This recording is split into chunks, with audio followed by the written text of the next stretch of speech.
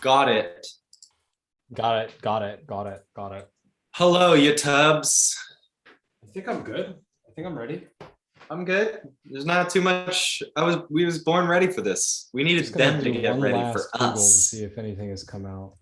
We needed US soccer to be ready for us.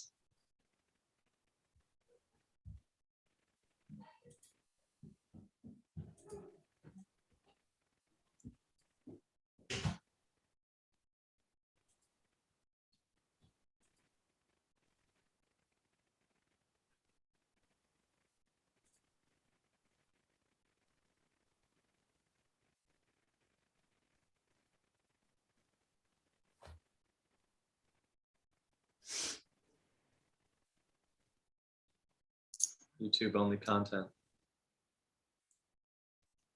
You got hard out 8:30? Hard out 8:30. All right. Hey, Cameron. Cameron is already here. Oh my God, that dude. Cameron, it's your boy. Cameron.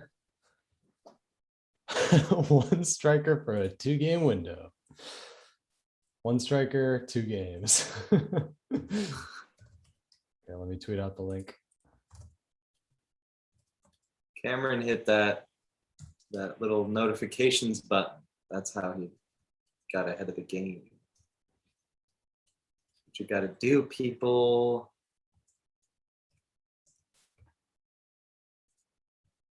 One more thing.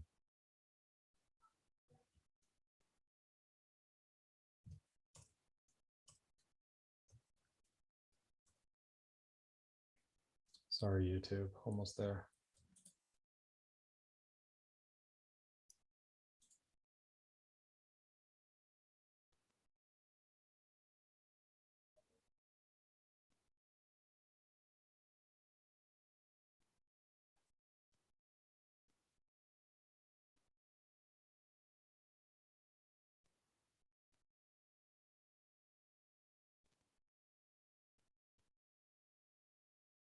All right, vamos. Vamos. Starting at 7:49 in 5, 4, 3, 2. Well, hello, folks. Hello and welcome to We the Peeps. This is the American Soccer Podcast in which you're going to get to know everything that you need to know about the USMNT. I am Clayton, and I'm an artist. I'm Ty. I'm an entrepreneur. And we love these Nats. LFG, fools. USA, Mexico. Insert here. And insert.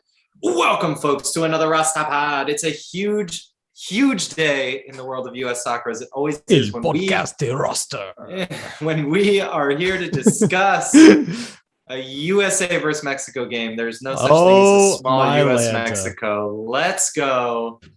Let's do this thing. We have a roster. We're going to read the names out. We're going to discuss it. Oh, and by the way, we're also playing Jamaica. So don't forget about that. It's not your mama's Jamaica. So we got 2 games coming up. Is high. This is Jamaica away, right? Yeah, we already had Jamaica home. The stakes Jamaica away is a toughie.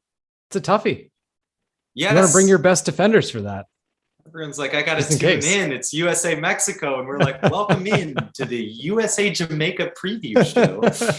Before we get to any of that good stuff, guys, housekeeping, as always, please hit us up on Twitter at WTP Pod. We love that. Hang out with us on there. And of course, don't forget that 5 stars makes a huge difference. We are pushing towards our 100 5-star reviews. In fact, we have reached the magical Centenario. Have we? Ratings.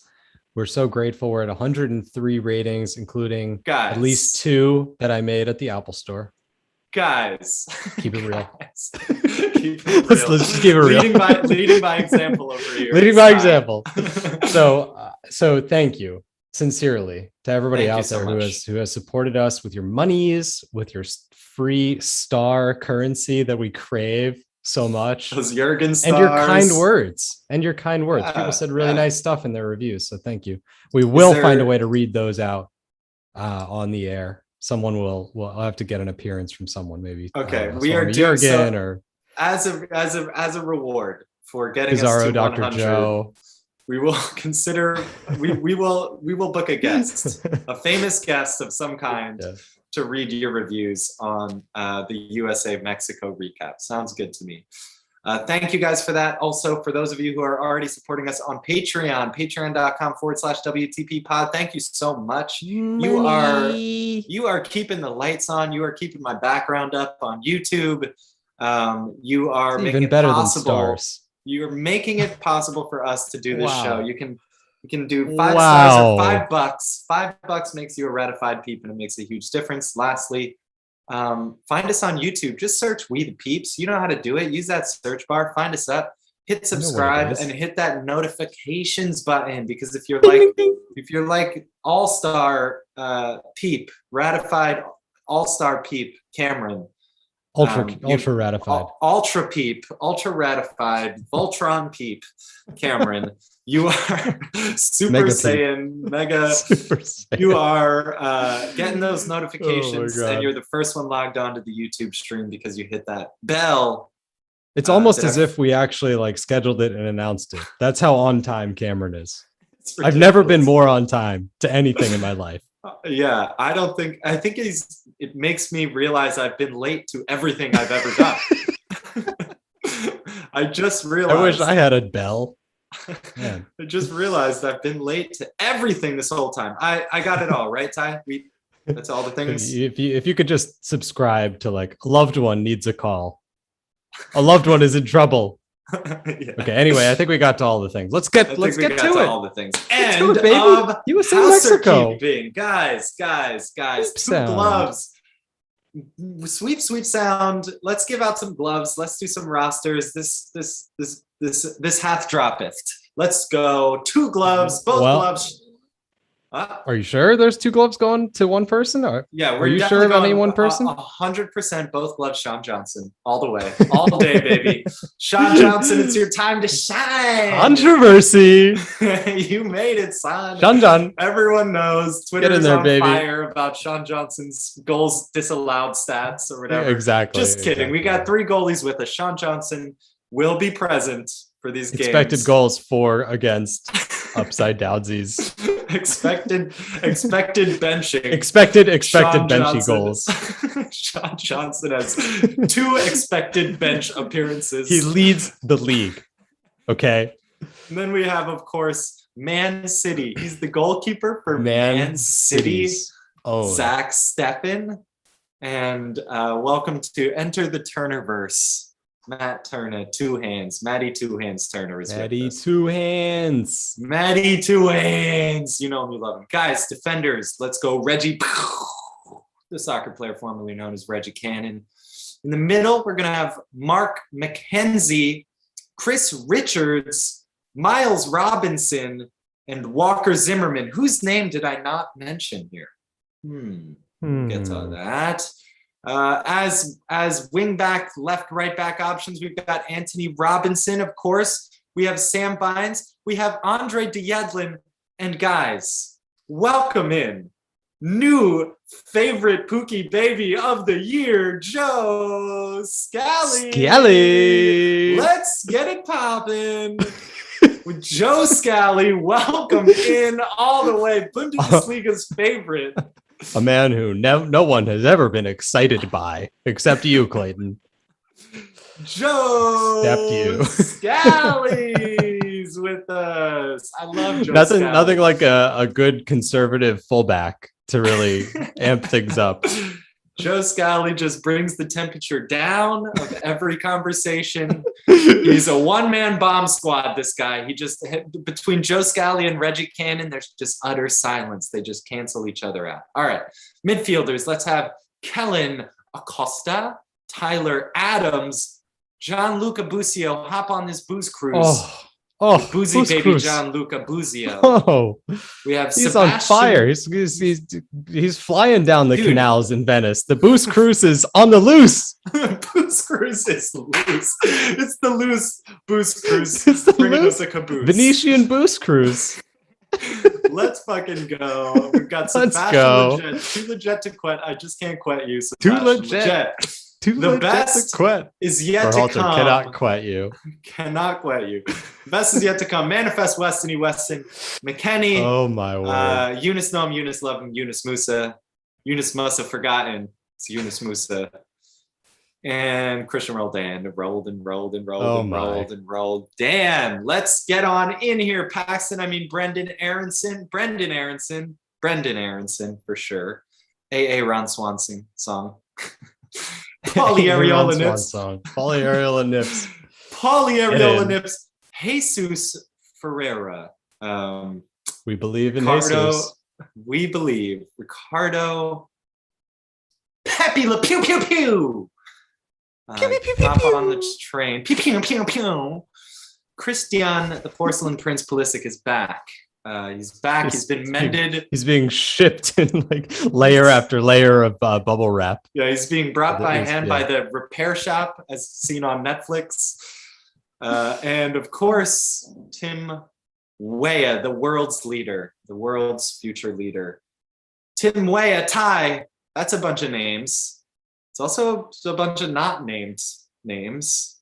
What were your first impressions? Well, what has to jump out to any US fan is the absence of John Brooks, who's been a staple in the team. Going into this cycle, the question was, who will pair John Brooks? Who will pair with John Brooks in the defense for the US? And there was kind of a battle to see who would be this number 2 defender. And John Brooks has gone all the way from starter to not in the squad in the space of a single window. And that begs the question of whether that's a reasonable idea, whether that's a smart idea. And that question is being asked a lot by me in my head. Okay. So right. I saw today the quotes from Brooks that he feels it was reasonable for him to be left out, he's saying, because of his performances in the last camp. And I also would agree that his performances so far in World Cup qualifying haven't been convincing. However, you have to consider what the alternative players would have done in those same exact positions. It's not just whether John Brooks is playing up to his potential. It's what someone else would have done. It's what John Brooks is going to be able to give you in the future. And we need to remember that this is a guy who is literally playing and doing well, winning games in the Champions League for a top Bundesliga side. So his worst is way better than a lot of people's best. So to me, for him to not even be in the squad, not even traveling when we're about to play our biggest rival, is way too risky of a move to make. So I'm upset about it. And I think if the US ships a couple goals against Mexico, the blame can firmly be on Berhalter for making this choice. Well. John Brooks, not with us. Oh, and Serginho. Serginho is missing, which is also a problem. But I think it's even less of a problem because of the way that I expect the game to go against Mexico.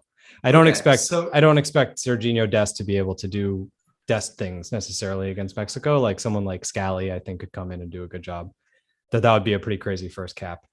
But I feel like a more stout defensive minded team would be totally fine. So clarify for me, is Dest out because of injury or by hurt? choice? Yeah. Okay. He's being evaluated. Do we have any other? He's being evaluated. He also, quick side note on Dest, has had quite a fall from grace at Barcelona. Missed a bunch of sitters in really important games and is now not starting. Well, I mean, the injury plays into that, but they started playing him at right wing, which accentuates his worst qualities. He's definitely strong at lots of aspects of playing right wing, but his finishing, traditionally has not been his strong suit.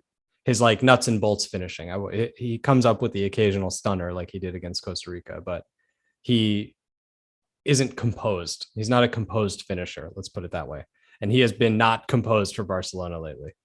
So there's a lot that goes into that one. But anyway, all I mean is, but the to one me, that, Brooks is the bigger miss in this case, Brooks and it's a self-inflicted wound.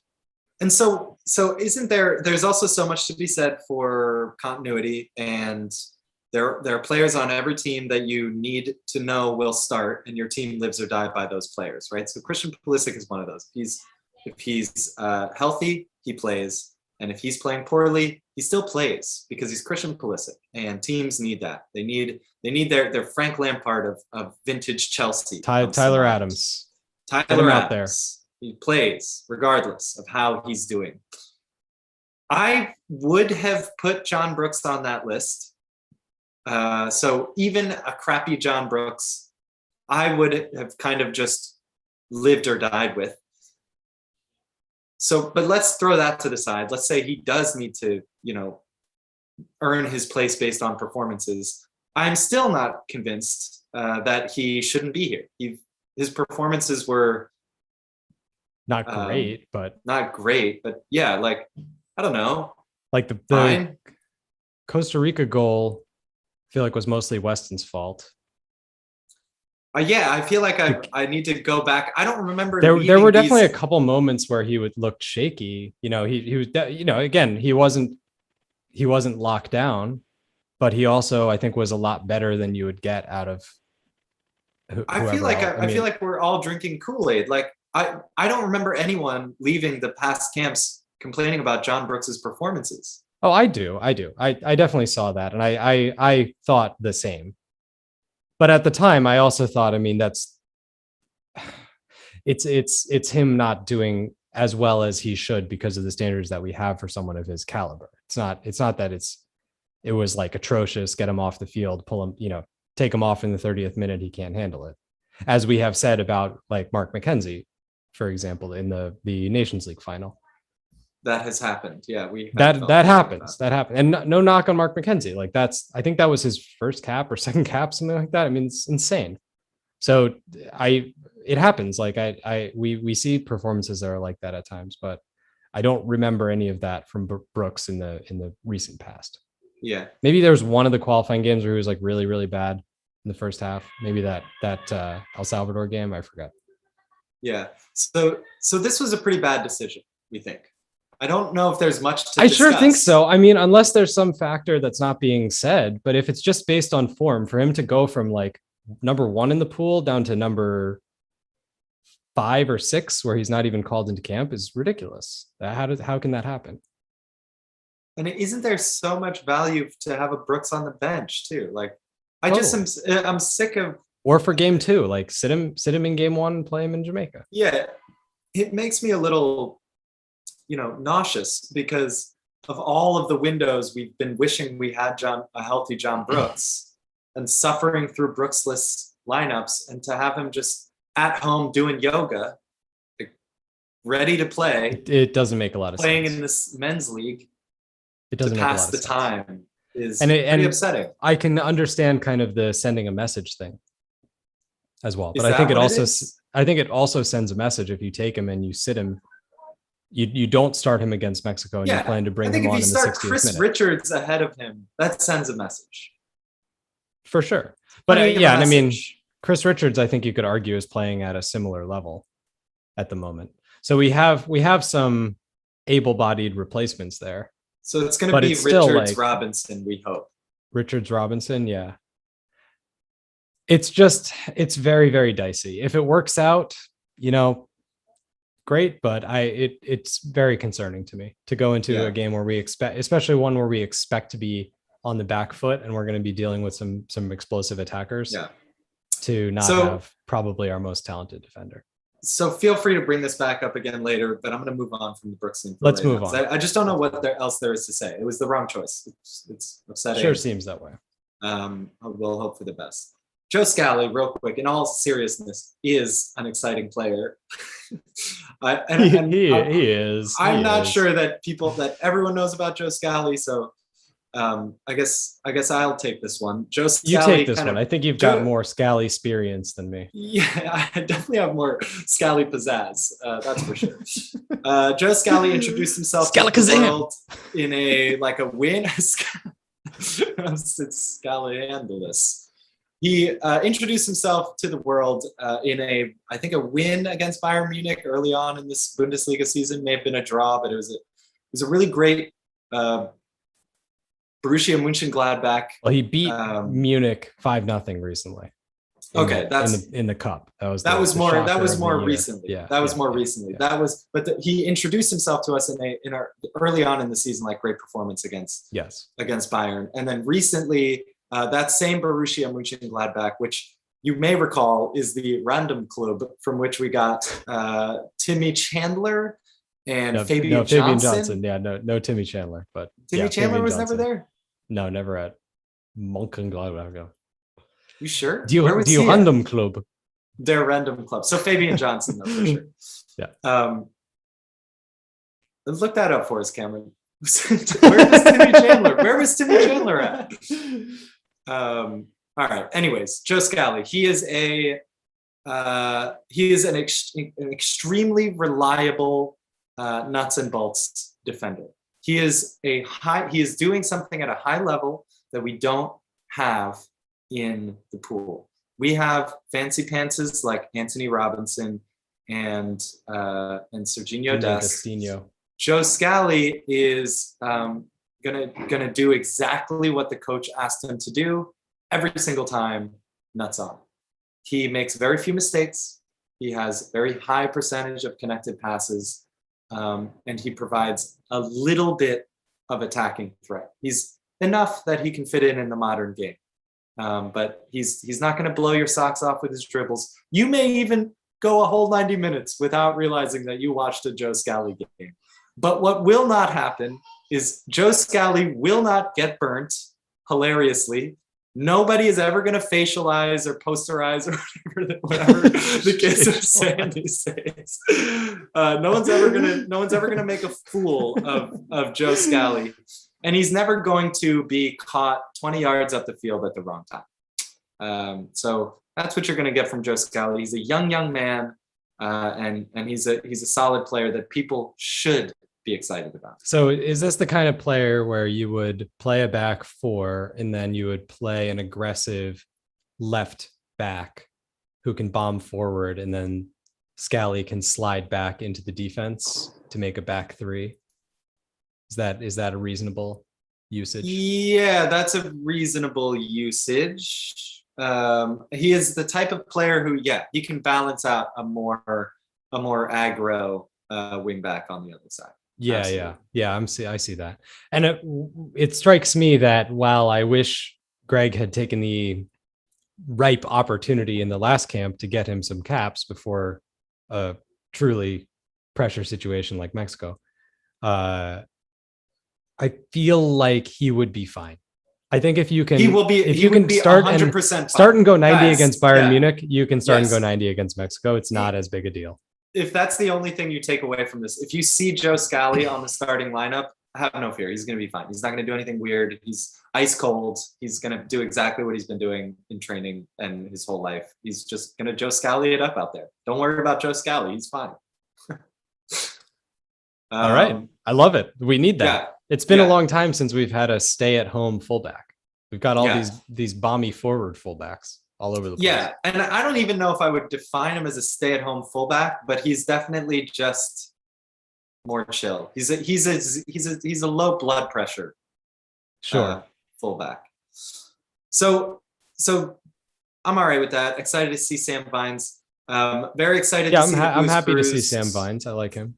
Is there any other major misses here for you on this roster worth mentioning? The striker situation has to draw your attention.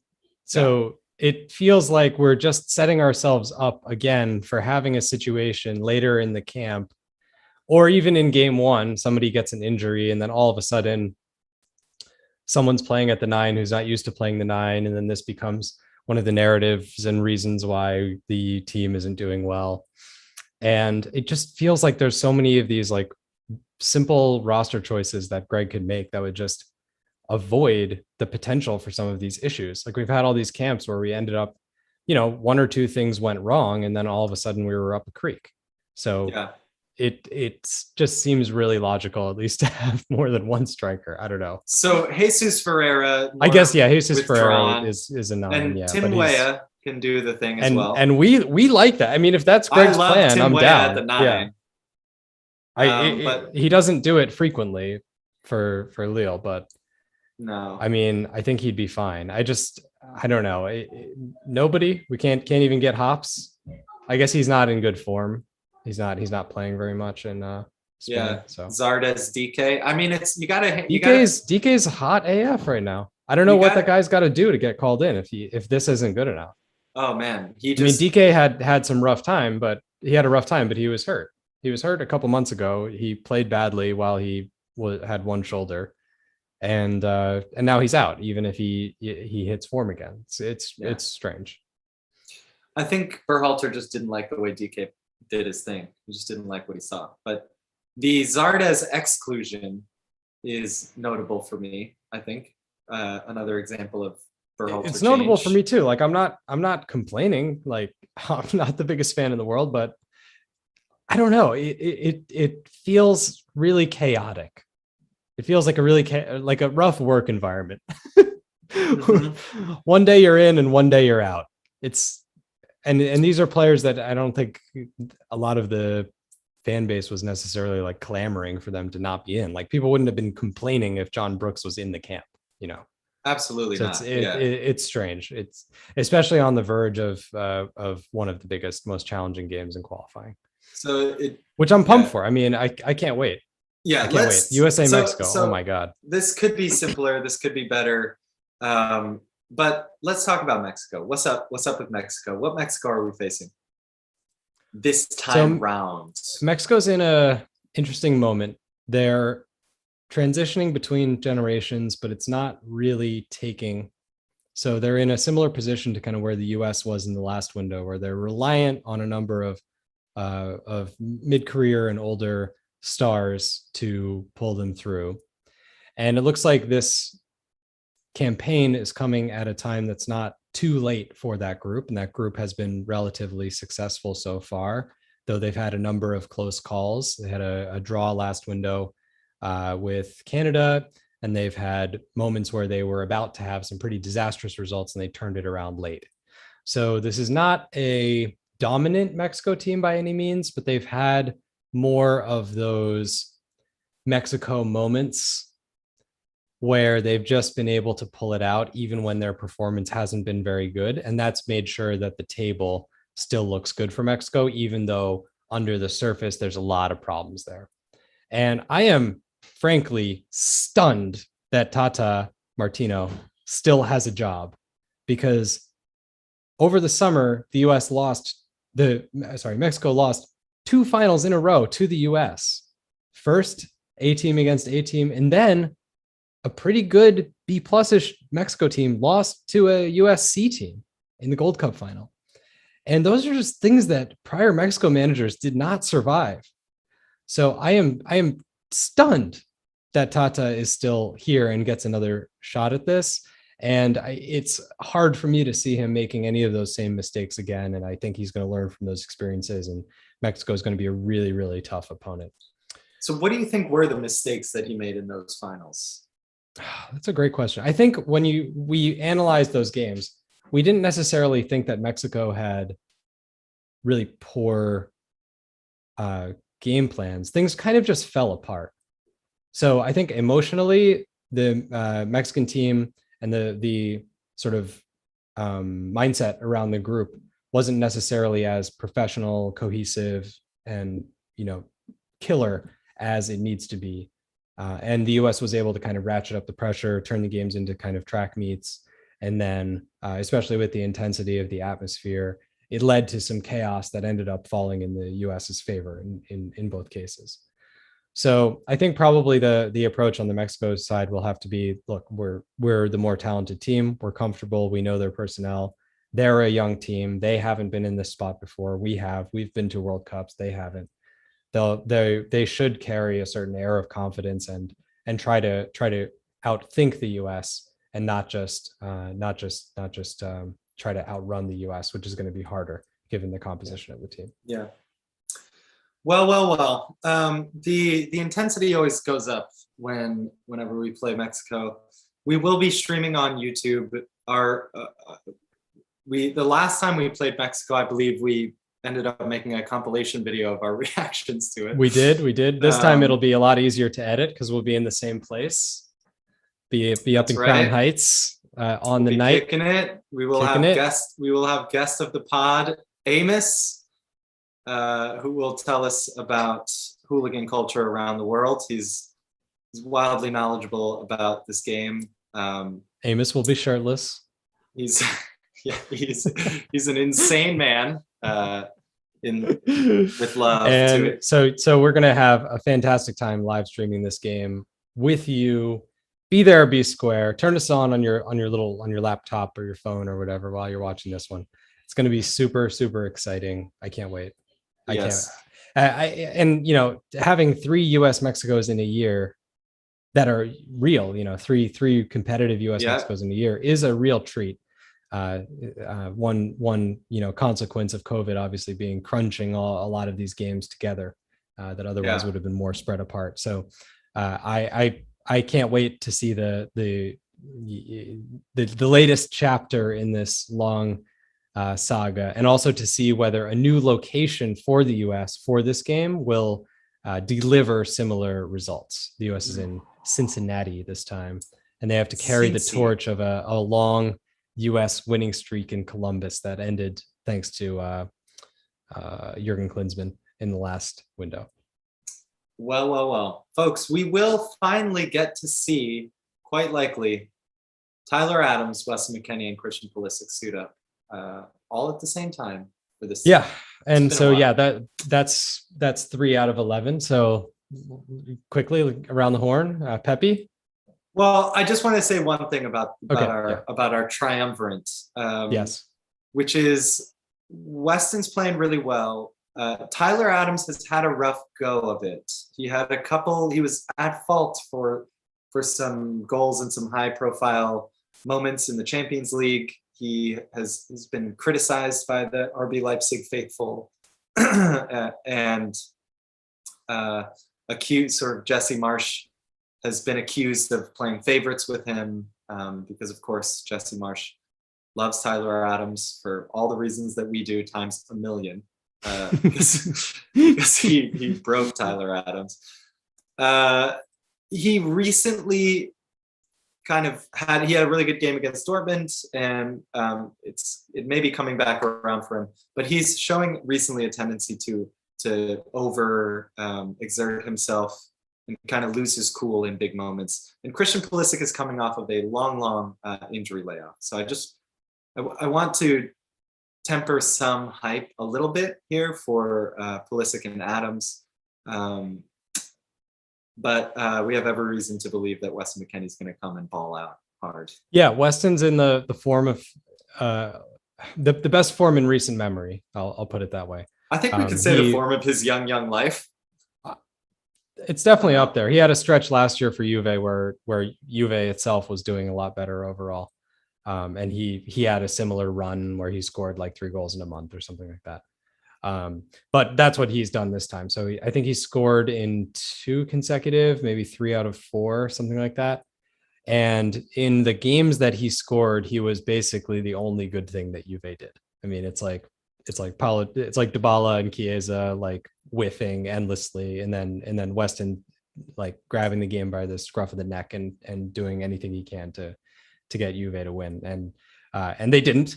Juve is still doing badly, and has been in really rough form lately, but they're starting to turn it around, and Weston's pretty much like a locked-in starter at this point. I can't see them running out a team that doesn't include him. It seems like he's pretty much a vital piece at this point. So that's really exciting. It seemed like he got over his early season slump that he was in. Maybe some psychological effects from what happened with the US team over the summer. And he came back and really has shown the best of of himself in his game. So I can't wait to see him translate that back into a resurgence with the U.S. team and trying to become that leader in a moment where we are missing one of our leaders. Indeedy doodah. All right, let's go round the horn. Let's go around the horn. Who's gonna get some gloves? Oh boy, at home, U.S. Mexico. Stefan at home. But you could say Turner because of the shot, because we're gonna face shots. Because we're gonna face so many shots, dog. I would go Turner today. This Friday, this game. Gun to my head, Turner. Yeah, I don't think I will let a little bit of building up out of the back go for. Oh hell yeah! The one save that Turner can pull off that Stefan can't. Bruce Arena's somewhere being like, "I told you so." Told you, motherfucker. He's so smug. He's so smug. Every time he talks about the Revs and their point record, it's disgusting. It's like he doesn't know what he's done. He hey, get out of my face, Bruce Arena. Go suck a lemon. All righty. Who are you gonna play for center backs? Gotta be Richards. Yeah. Richards, Robbo. Yeah. Or Zimmerman, Robinson would also be all right, but I think Zimmerman would just get worked. He's not fast enough. Zimmerman, Robinson would be fine with me as well.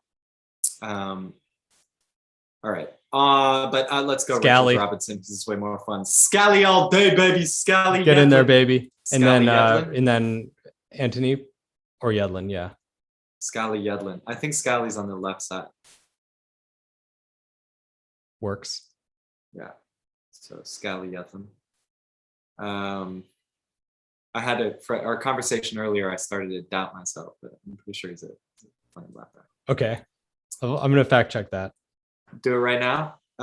In the midfield. In the midfield, of course. I may be dyslexic or watching on a weird. You're deeply dyslexic. Scally at right back. Scally at right back. Anthony Robinson at left back. Thank you. That works. Midfield. Weston fantastic. Tyler. Weston Tyler Musa. Weston Tyler Musa. Perfect. Classic. Up top. Pepito. It's of course Pepito. It's of course Weah. And then the question is Aronson Pulisic. Aronson Pulisic. Aronson on the right. Weah. Yeah. Oh yeah. Oh yeah. I'll take it. But is Pulisic real though? Is Pulisic real, or is he there as a threat? Either way. He soaks up attention so Aronson can do damage. Yeah. Aronson's the real star here. Aronson at the moment is a better soccer player than Christian Pulisic. It's wild. It's a wild thing to say. How is this happening? That man's for real. How is this happening? Christian Pulisic plays on the best team in the world. He has started to play again recently for the best team in the world. Yes. He's paid by the best. How much he's paid by the best team in the world. Man City's Zach Steffen. Do you think they're the best team in the world? I guess so. They're the reigning champs and leading the Premier League, right? Yeah. Yeah, and also just best coach. Have you the way that they are winning these games is fucking ridiculous, and they're switching out every other player every game. It's what was a stupid decision? What? Dortmund firing Thomas Tuchel. Such a bad decision. 5 years ago. Such a bad decision. One of the execs didn't get along with Thomas Tuchel and they canned his ass. Oh god, such a terrible decision. Look at him now. Just look at him now. All right, guys. Any last thoughts here? I just wanted to point out something about Mexico that I totally missed, and I'm grateful that Ken pointed this out in the chat. But our good friend Raul Jimenez is back. Oh, this is a player for Mexico who I deeply respect and always thought was a great player when he was first in Mexico and then at Porto. And he went to Wolves maybe 3 seasons ago.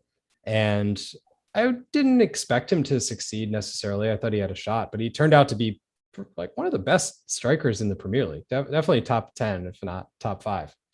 And has just lit it up for Wolves ever since he's been there. He had a horrible head injury at the end of might have been middle of last season, and only recently came back for this season. And so so that was a potentially, not only a career threatening, but a life threatening injury that he recovered from. So we shout out to Raul Jimenez for stepping up and getting through some tough shit. And we forgot to factor in how much of a different look that gives to Mexico. Because if there was one thing that they did in those two finals, it was waste chances. Yeah. And Raul Jimenez is going to be much, much more clinical. So if we give him some of the spots that we gave Oriel Antuna and company in the prior games, it's not going to be pretty. So the US has to be on the lookout, because there's a proper number 9 stalking the box for Mexico in this one. Big day for Ricardo Pepi, man. Could you imagine? Outshining Raul Jimenez. Could you imagine? Game of his life. Just being Pepi, man, making the choice that he made, dual national rival countries. And this is the first moment where that choice, really comes to fruition. He's about to play against his beloved Mexico. Wow. Could you imagine? Imagine suiting up against the samurai blue. Oh, come on, dog.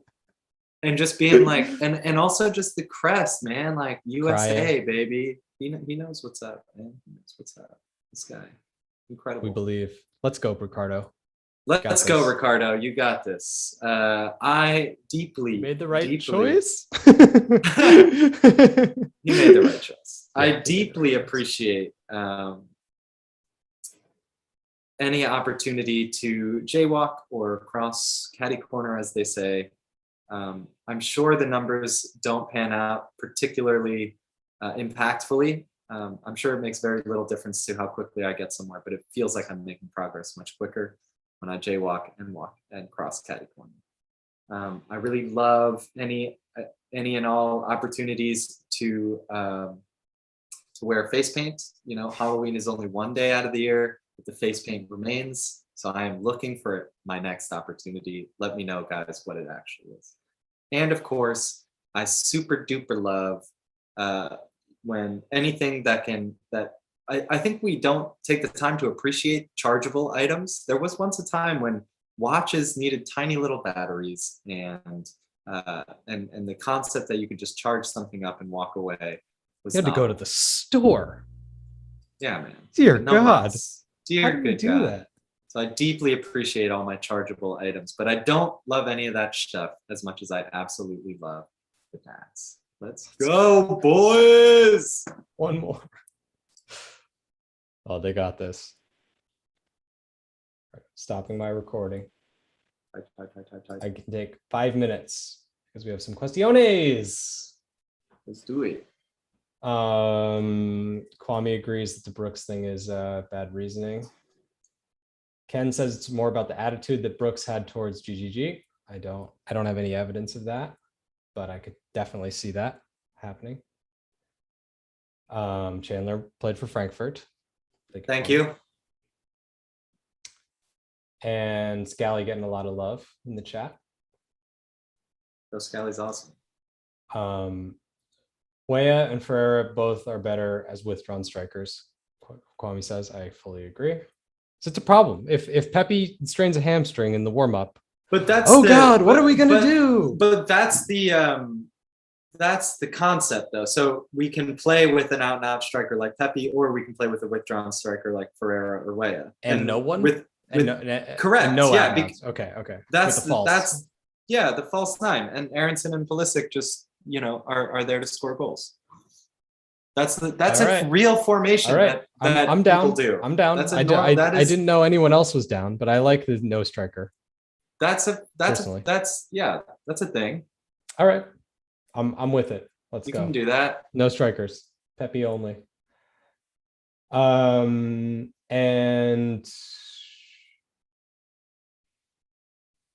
does the presence of Jimenez change your center back pairing? Do you think that? I guess maybe I don't think Miles Robinson cares. I think Miles Robinson is up to the task. Chris Richards, Chris there's a Richards question smaller mark, than but Walker Zimmerman? he's probably like an inch shorter than Walker Zimmerman and definitely like 50 pounds lighter. And We'll look that up. I want to get just a lot program less weight. whiskey. Program weight on Walker Zimmerman. 210? Over under? Yeah. Over under 210. He's like 6'3", 210. Yeah, I'll take over on 210. Oh, 185. Sorry, Walker Zimmerman. I had 6'3" really? down.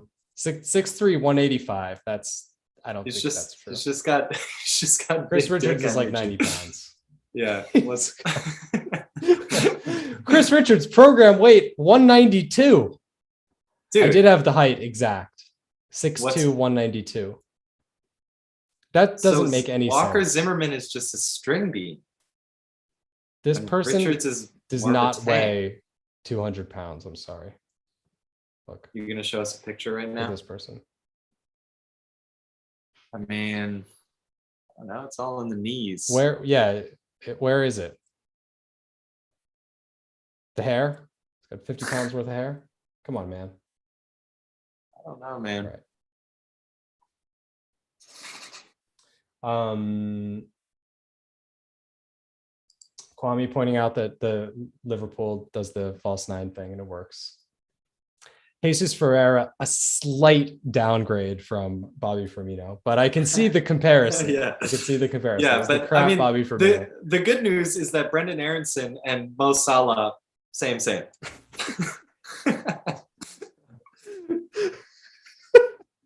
I think Brendan Aronson is a better soccer player right now. Mo Salah has Kidding. potential for sure. Yeah. Dude, that guy's like, he's a real life cheat code, Mo Salah. Unreal. But what's crazy about it is 5 years ago, Mo Salah was a Chelsea, maybe 6 or 7 years. More than 5 Chelsea, years. Chelsea washout on his way to Roma to rebuild his career. Right. And there was a certain point where, Lukaku the same, De Bruyne the same. It's not just Chelsea, but a lot of it is Chelsea. So a lot of it is Chelsea. So we're hoping that Pulisic turns out to be a Chelsea burnout, is what you're saying. Well, Pulisic is is better at that age for that team than any of those three players that you said. Yeah. Yeah, it's wild. So the arc of a career is long, the growth is long. Yeah. And it's like, they have to bump a lot of players in FIFA. They give them a potential of 81 or something, and then they turn out to be an 88 or an 89. They were wrong. People have hidden potential that doesn't get discovered. Yeah. So we have a good deal of players who could actually end up being as good as Salah. It's not a high chance, but it's definitely within the range of potential possibilities for someone like Aronson. I think Mane was at Salzburg at Aronson's age. I didn't watch him when he was there, but it's hard for me to imagine that anyone is better than Aronson at that role for Salzburg. Yeah. So, all right, people, thank you for joining us. Episode will be on YouTube, on iTunes soon. Appreciate you.